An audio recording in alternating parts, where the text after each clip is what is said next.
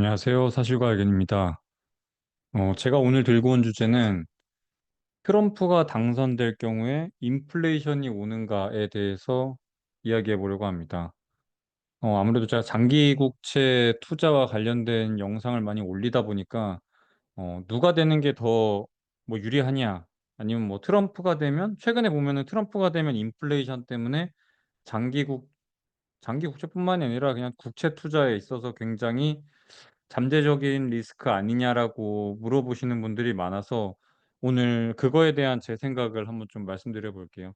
실제로 트럼프가 피격당하거나 뭐 그랬을 때 보면은 그러니까 트럼프가 당선될 확률이 올라갔을 때는 보통 장기 금리가 많이 튀는 현상이 나오긴 했어요, 실제로도. 근데 저는 그게 시장이 조금 음, 시장의 움직이는 방향과 제가 생각하는 게 좀 다른 부분이 있어서 오늘 제가 생각하는 논거들을 쭉 말씀드릴 테니까 한번 스스로 판단해 보시면 좋을 것 같아요.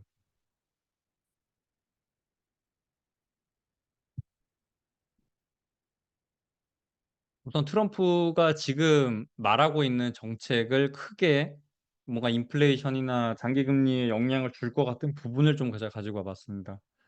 그래서 첫 번째는 뭐 당연히 감세 정책 하나 있고요. 뭐 그건 뭐 법인세도 그렇고 소득세도 그렇고 최근에는 뭐 팁에 대해서도 감세한다고 면세죠, 그거는. 면세한다고 하면서 뭐 네바다주 가가지고 연설하는 것까지 봤었는데 그런 감세 정책, 대규모 감세 정책을 많이 주장을 하고 있고 그다음에 관세 부과 이 부분이 되게 크죠. 관세를 부과하게 되면 당연히 물건 가격이 올라가면서 인플레이션이 나오는 거 아니냐 뭐 이런 식으로 움직이는 것 같아요, 지금 보면은. 그래서 보편적 관세는 그냥 일률적으로 수입품에 대해서 그냥 보편적으로 그냥 관세 부과하겠다는 거고, 특히나 중국 같은 경우에는 뭐 60% 이상의 추가 관세까지도 할 수 있다. 뭐 이런 식으로 얘기를 하고 있죠. 그러니까 중국을 타겟으로 해서 18년, 19년도에 있었던 그 무역 전쟁처럼 다시 한번 뭔가 그런 무역 전쟁을 좀 촉발할 수 있는 정책들을 좀 많이 얘기를 하고 있어요. 그래서 아무래도 이 두 가지 정책이 이 장기 국채 투자하는 데 있어서 좀 리스크로 작용이 되는 거 아니냐라고 저한테 물어보시더라고요. 그래서 그거에 대해서 그럼 어떻게 트럼프가 당선이 되면 어떤 로직에 의해서 장기 국채 금리가 올라갈 것으로 예상이 되는가를 이렇게 도식화해 보면 첫 번째로 세금 감면 같은 경우에는 세금을 감면하면 세입이 줄어들 거고 그럼 이제 국채 발행이 증가할 텐데 국채 발행이 증가하면 당연히 금리가 상승하는 방향으로 움직인다. 다음 두 번째, 관세를 부과하게 되면 수입품 가격이 상승하게 되고 수입품 가격이 상승하게 되면 미국 국내에 있는 물품이 줄어들겠죠. 그러니까 미국 내에 있는 수입업자 입장에서는 관세가 갑자기 10% 정도 붙는 거기 때문에 그럼 수입을 덜 하게 되겠죠. 본인의 마진폭이 축소되다 보니까. 그러면 미국 자국 내에 있는 물품의 이 수가 줄어들게 되면서 물품 수가 줄어들면 당연히 물품 가격이 올라가게 되고 그로 인한 인플레 상승. 제가 요 고리를 일부러 이렇게 쭉 느려뜨렸죠. 지금 보면은 단순히 관세를 부과해서 수입품 가격이 올랐다. 그래서 인플레가 온다라고 한 게 아니라 이렇게 가운데 고리가 두 개가 더 들어가 있는데 요렇게 해석하는 게 맞습니다.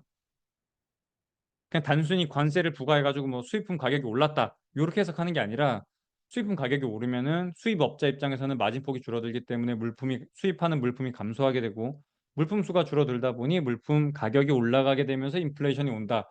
요렇게 해석하는 게 맞습니다.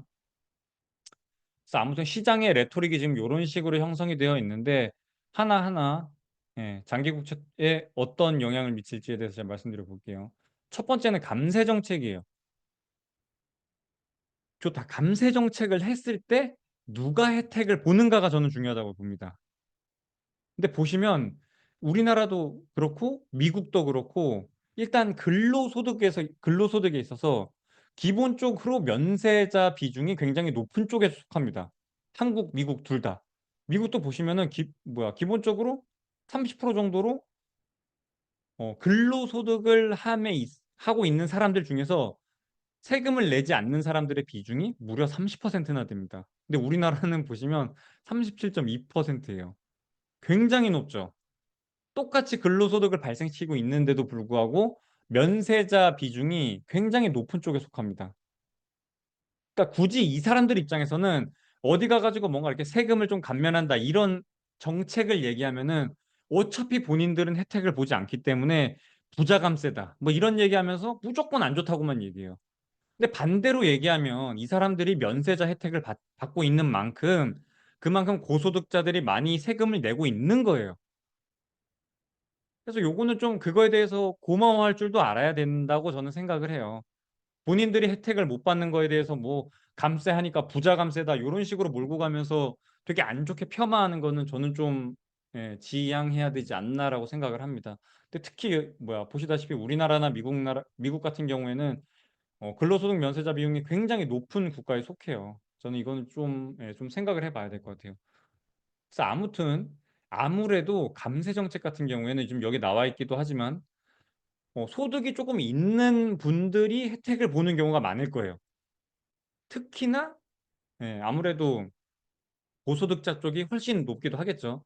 그리고 뭐 트럼프가 얘기하는 것 중에는 법인세 감면 부분도 있기 때문에 법인 같은 경우에도 아무래도 이렇게 보편적인 서민 계층보다는 아무래도 조금 있는 쪽에 많이 뿌려질 확률이 높겠죠. 그러니까 혜택을 누가 받느냐가 저는 되게 중요하다고 생각하는데 감세 정책의 혜택은 아무래도 서민층보다는 조금 중산층이라던가 상류층에 훨씬 더 혜택이 돌아갈 확률이 높다라고 저는 보여집니다. 최근에도 우리나라도 보면은 그 상속세 관련해 가지고 뭐 공제 뭐 이렇게 늘려주겠다 뭐 그런 얘기가 좀 나오고 있는데 저는 그거 봤을 때 되게 괜찮다고 생각했거든요. 5억까지 면세 그러니까 뭐야 이 공제해주기로 했나요? 뭐 그런 게 있었죠 자식한테.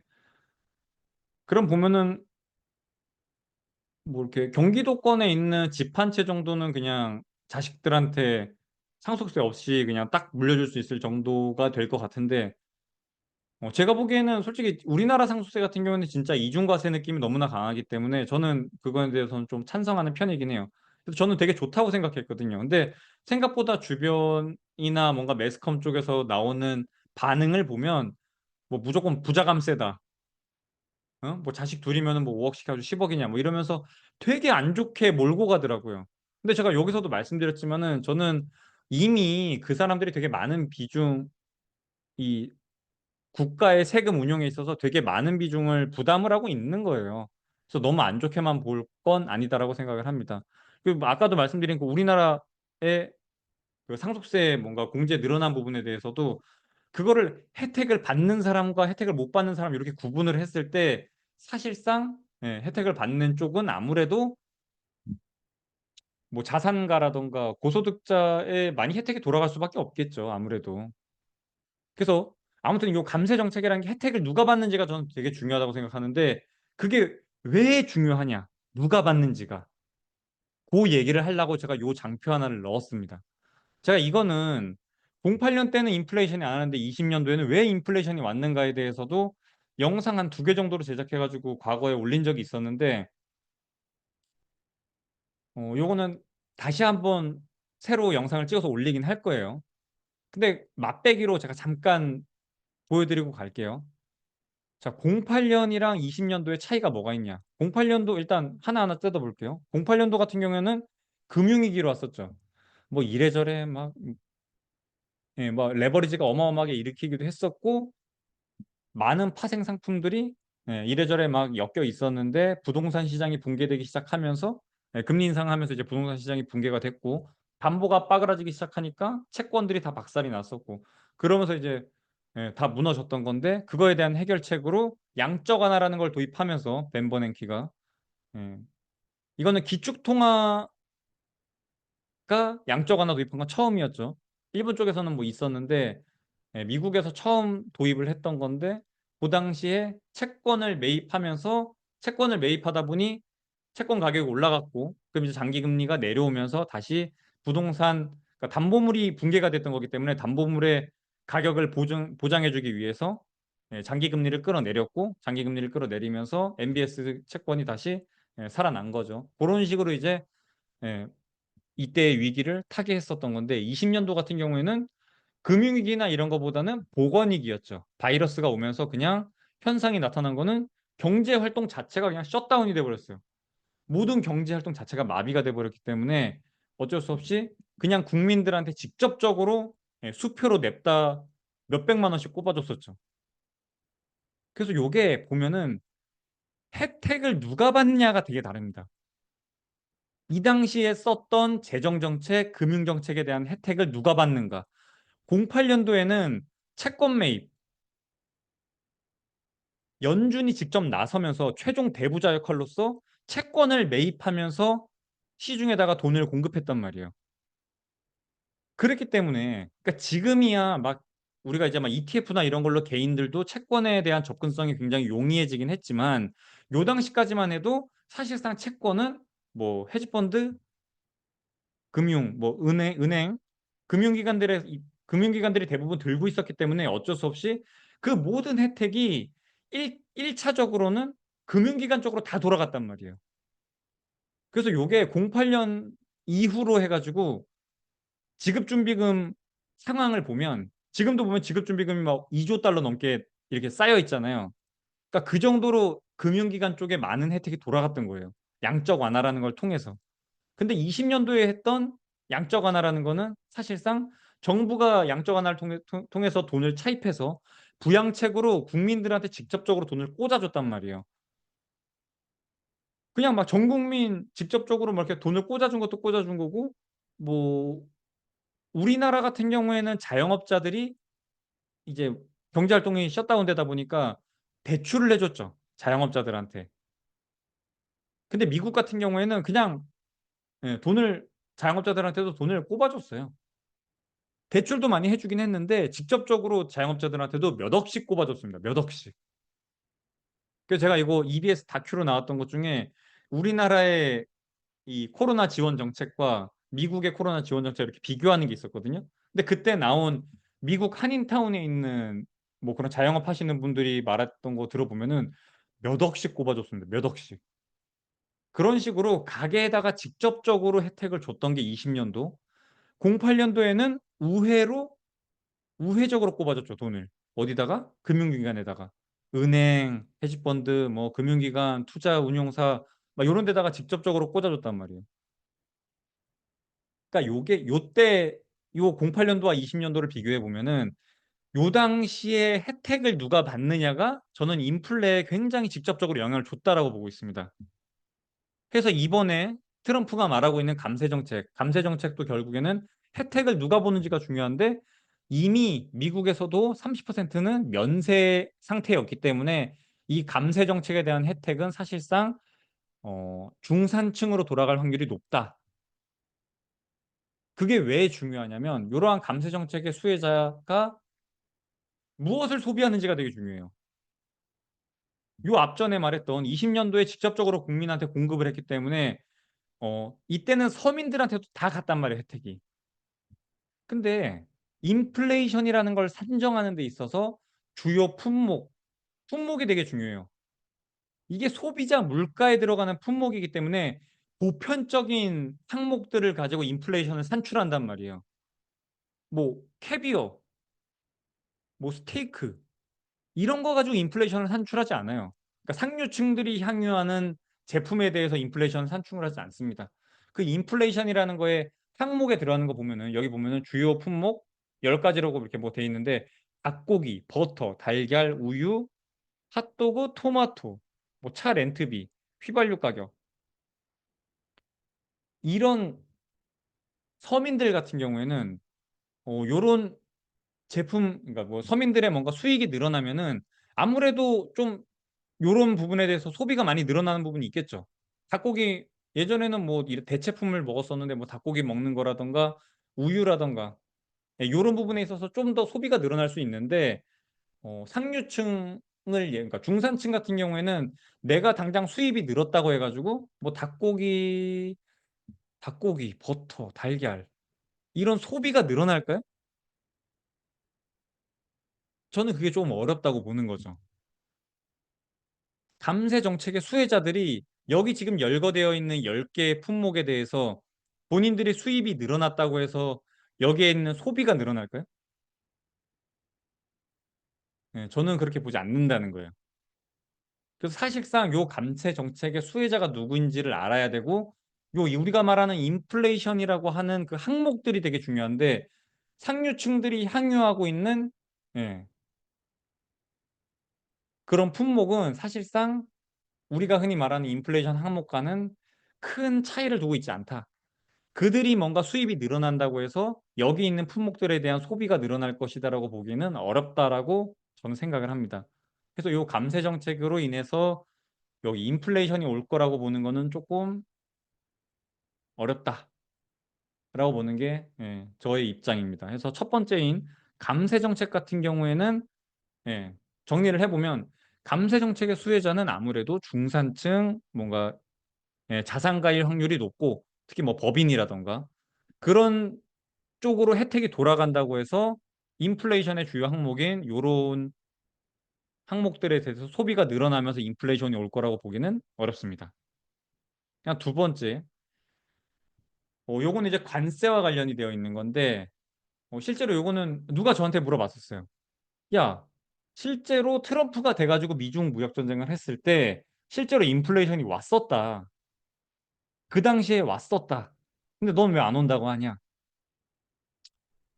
첫 번째, 요때 보면은 그 미중 무역 전쟁을 했을 때가 18년, 19년 요때입니다. 보시면은 여기 미국이 중국의 수입 의존도가 굉장히 높았던 시기입니다. 보시면 20% 이상에 서 있죠.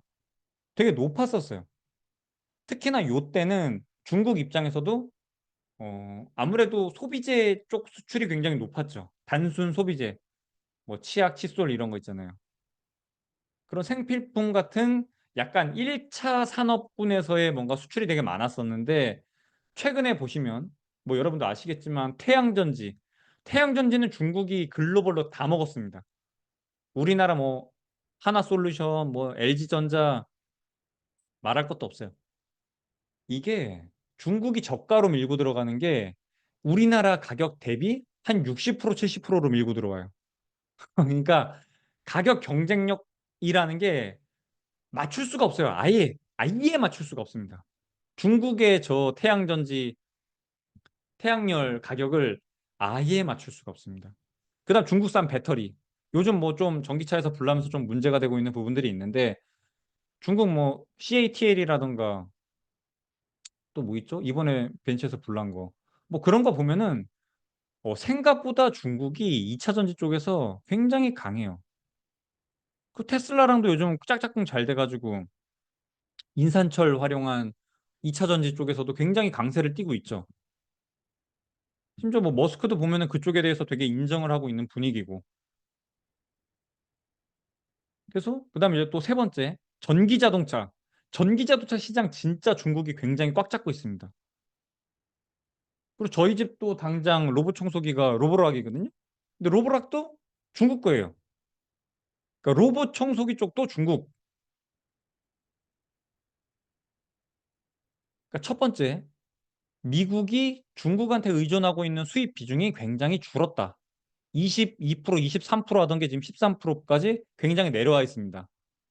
그래서 18년, 19년도와 현재 24년도에는 일단 중국의 수입 비중 자체가 굉장히 축소되어 있는 부분이 하나 있고, 두 번째, 품목 자체가 굉장히 바뀌었는데, 보시면 뭐 태양전지, 리튬이온, 전기차, 뭐 이런 식으로 그러니까 중국에서 수출하고 있는 수출 품목 자체가 전기 제품 쪽으로 굉장히 많이 넘어갔어요.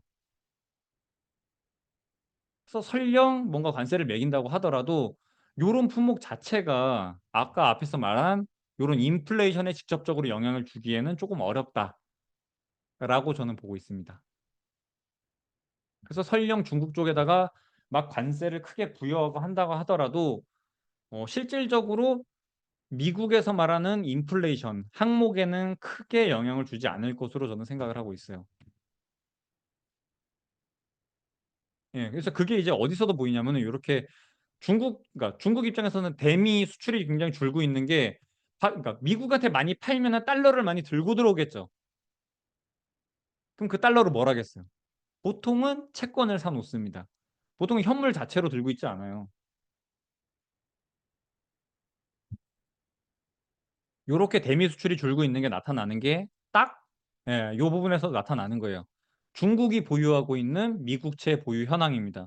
1조 3천억까지 갔던 게 지금은 예, 뭐 7천억, 8천억 요 레벨까지 내려왔어요. 그러니까 반토막 나 있는 상황이에요. 여러분들 잘 생각해야 되는 게 특별한 이슈가 없으면은 보유하고 있는 미국채는 무조건 상승할 수밖에 없습니다. 왜냐? 현재 보유하고 있는 미국채에서 발생되고 있는 이자가 있잖아요, 이자. 그 이자도 다시 재투자가 보통은 되기 때문에 어지간하면은 디폴트 값은 일단 상승하는 게 맞아요. 근데 이렇게까지 줄고 있다는 거는 뭐 이자뿐만이 아니라 현재 보유하고 있는 미국채도 굉장히 매도하고 있는 걸로 보여집니다. 그러니까 이 수출이 줄고 있는 게 굉장히 중요해요. 중국에서 대미 수출이 줄고 있는 부분이. 또 여기 보시면은 중국이 지금 여기서 매도한 그럼 달러는 어디 갔냐? 여기서도 이제 그게 보여지는 거예요. 1대1로라고 해가지고 요거는 또 중국의 저는 진짜 중국 경제 이 운용하는 정책에 대해서 엄청 찬양하거든요. 우리 이번에 전 세계가 인플레이션으로 다 힘들고 할 때도 중국은 인플레이션 없었죠. 그게 왜 없었냐면 여기 보시면 딱 나오는 거예요. 여기서 발생되는 달러를 자국으로 들고 간 게 아니라 이 1대1로라고 하는 곳에다가 다 인프라 투자에다가 꼽아줘 버렸어요. 뭐죠? 동남아시아, 서아시아 막 이쪽에다가 다 잘 못 사는 나라에다가 달러 빌려 차관해주면서 그때 이제 담보로 잡았던 게 각국의 뭐 공항이라던가 인프라 쪽을 다 담보로 잡아놨던 거죠. 그리고 이제 1차 광물들, 특히 히토류 아니면 2차 전지에 들어가는 원자재들을 요 당시에 매입했다고 보시면 됩니다. 요 달러들 가지고. 저는 진짜 이거 보고 진짜 중국이 정책 잘 폈다라고 저는 생각합니다. 아무튼 중국에다가 그렇게 막 관세를 때려박는다고 해도 사실상 미국의 인플레이션을 유발하기에는 예, 좀 항목 자체도 좀 다르고 18년도, 19년도와 다르게 이 대미 수출 비중 자체가 굉장히 줄기도 했고 품목 자체도 굉장히 변화가 많이 이루어졌다. 단순히 뭐 노동력만 투입해가지고 하는 것보다는 뭐 로봇 청소기도 그렇고 태양열 그다음에 이제 2차 전지, 전기 자동차 등 중국의 수출 품목을 보면은 굉장히 많이 바뀌고 있습니다. 물론 이게 보시면은 상승세가 굉장히 가파른 것도 있고 절대적인 수출액 자체는 전체 비중에서 추지하는 건 차지하는 건 그렇게 크지 않습니다. 여기 나와 있는 것만 봤을 때는. 근데 중국의 수출 규모에서 전기 제품이 한 2조 달러 정도 되거든요. 그러면 한 60%, 70% 정도 될 겁니다. 예, 그 정도로 중국이 예전의 중국이 아니에요. 우리가 생각하던 그런 중국이 아니고 굉장히 예, 기술 발전을 요하는 곳에서 이렇게 수출을 하고 있다. 그다음 요 최근에 나온 거 보면은 태양전지뿐만이 아니라 저기 풍력 쪽에서도 지금 중국이 시장 유럽 쪽으로 굉장히 진출 많이 하는 걸로 제가 신문에서 한번 본 적이 있어요. 그래서 그런 것처럼 중국이 예전 같은 상황이 아니에요. 뭐 그냥 단순히 생필품 수출하고 뭐 그런 거 이렇게 값싼 노동력 가지고만 수출을 하는 그런 나라가 이제 아니게 되었습니다. 그래서 좀 달라졌어요. 그래서 뭐 정리해서 보면은 예, 세금 감면을 해서 이렇게 뭐 세입이 뭐 늘어나서 뭐 금리가 상승한다 이렇게 얘기를 했지만 세금 감면을 했을 때 혜택을 보는 주체가 누군지가 되게 중요한데 제가 봤을 때는 그 혜택을 보는 주체들이 그렇게 수익이 늘어난다고 해서 현재 우리가 말하는 인플레이션 품목의 제품들을 소비를 늘어나면서 이 가격을 상승시킬 것 같지 않다. 두 번째, 관세 부과를 한다고 하더라도 여기 중국에 대해서 뭔가 큰 관세 부여가 된다고 하더라도 현재 중국에서 대미 수출 비중이 굉장히 줄고 있고 품목 자체도 굉장히 전기 제품 쪽으로 많이 바뀌었다. 근데 요거는 우리가 인플레이션이라고 하는 품목에는 들어가지 않기 때문에 그렇게 큰 영향을 줄 것 같지는 않다라고 보여집니다. 그래서 결론적으로 그러니까 하다못해 우리가 트럼프 아니면 해리스 둘 중에 하나가 되기는 할 거잖아요.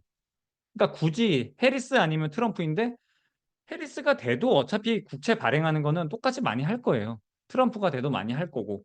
근데 굳이 트럼프가 된다고 해서 갑자기 장기 금리가 뛸 이유는 없다라고 저는 보여집니다. 그래서 장기 국채를 투자하는 데 있어서 트럼프가 되는 게 막 악재인 것처럼 많이 얘기를 하는데 해리스가 되든 트럼프가 되든 일단 단기채를 장기채로 돌리는 그 그 기간을 늘리는 거는 결국에 나오긴 할 겁니다. 그거는 이제 장기채 투자 관련돼 가지고 설명하면서 다시 한번 말씀드리겠습니다. 그래서 요번 영상은 그냥 트럼프가 되는 것 자체가 장기 금리를 끌어올릴 것인가에 대해서 예, 좀 저의 의견을 피력하고 싶었어요. 그래서 뭐 제가 이렇게 언급한 거 말고 뭔가 본인의 생각이 있으면은 댓글 달아주시면 예, 한번 제가 또 토론 주제를 한번 삼아보도록 하겠습니다. 오늘 영상은 여기까지 하겠습니다. 빠잉. 그리고 앞으로 이렇게 그냥 이렇게 경제 상식과 관련된 카테고리는 좀 따로 만들어서 영상 제작하도록 하겠습니다. 시황은 시황대로 따로 할 거예요. 감사합니다. 빠잉.